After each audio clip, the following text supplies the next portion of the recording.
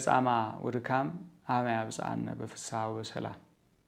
በዛሬው ዕለት እንግዲህ የምናስበው ቀዳም ስዑርን ነው። በዚህ በቀዳም ስዑር የምናስታውሰው የምንዘክረው ምንድነው? ቀዳም ስዑር በቀዳሚት ሰንበት በመጀመሪያዊቷ ሰንበት እግዚአብሔር አምላክ ነገሮችን ሁሉ አከናውኑ ፍጥረታትን ሁሉ ፈጥሮ አረፈ የተባለባት ዕለት፣ ዳግመኛም ደግሞ ከግብጽ ባርነት ለወጡት ለእስራኤላውያን በሙሴ አማካይነት ከተሰጡት 10ቱ ትእዛዛት መካከል አንዱ የሰንበትን ቀን ትቀድስ ዘንድ አስብ የሚለውን ይዘን አይሁድ እስራኤላውያን በዘመናት ሁሉ እግዚአብሔርን አምላክ ሲያከብሩበት ሲያመልኩበት የኖሩባት ዕለት ናት። መሻሯና ስዑር የተባለችበት ምክንያት ወይም የተሻረችዋ ሰንበት የተባለችበት ምክንያት የሐዲስ ኪዳን ሰንበት ጌታችን መድኃኒታችን ኢየሱስ ክርስቶስ የተወለደባት የተጠመቀባት ደግሞም የተነሳባት ዳግመኛም የሚመጣባትን ዕለት የክርስቲያን ሰንበትን ሰንበት ወይም ሰንበተ ክርስቲያን ብለን በማዘከር ቀዳሚቷን ግን የተሻረችቱ እንላለን። በዚህ ስዑር በተባለችው ቅዳሜ የተሻረችዋ ቅዳሜ በምትባለው ምክንያቱ ምንድነው ካልን፣ አንደኛ ጌታችን መድኃኒታችን ኢየሱስ ክርስቶስ በከርሰ መቃብር አድሮባታልና የተሻረችዋ ሰንበት ቀዳሚት ሰንበት እንላታለን። በሌላ መልኩ ደግሞ የአዲስ ኪዳን ሰንበት የክርስቲያን ሰንበት መጥቶባታልና ጥላ መርገፍ ሆና ለዘመናት እግዚአብሔር ሲመለክባት ሲወደስባት የነበረችቱ ማለፏና የክርስቲያን አዲሱ ሰንበት የአዲስ ኪዳን ሰንበት መጀመሩን በማብሰር የተሻረችዋ ሰንበት እንላታለን ቀዳም ስዑርን።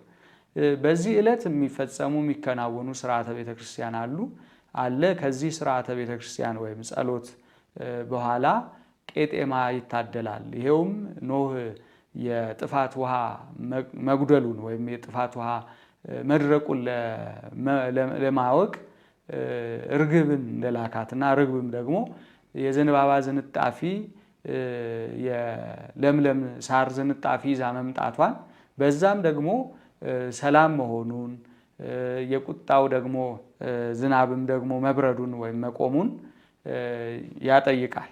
በዚህ ውስጥ እኛም ደግሞ የለምለም ቄጤማ ዝንጣፊ በራሳችን ላይ በቤታችን ላይ እናስራለን።